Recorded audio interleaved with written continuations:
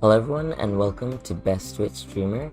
Here we make tutorials on topics that might be helpful to you in one way or the other.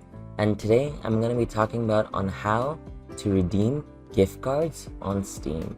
Now you can buy gift cards directly from Steam, and as you can see right over here, you can also send them, or you can redeem a physical gift card. Now what you want to do is press on continue right here. Once you press on continue, over here is gonna be the code that you the gift card code. Once you put in your gift card code, right now I do not have a code with me, you want to press on continue. Once you press on continue, it's just gonna ask you to accept the terms and conditions, and after that the gift card should be redeemed on your account, and that's gonna be it. Now if you can also find out where to purchase in your region, as well as you can also purchase digital gift cards right from Steam itself. With that being said, I hope you found this video helpful.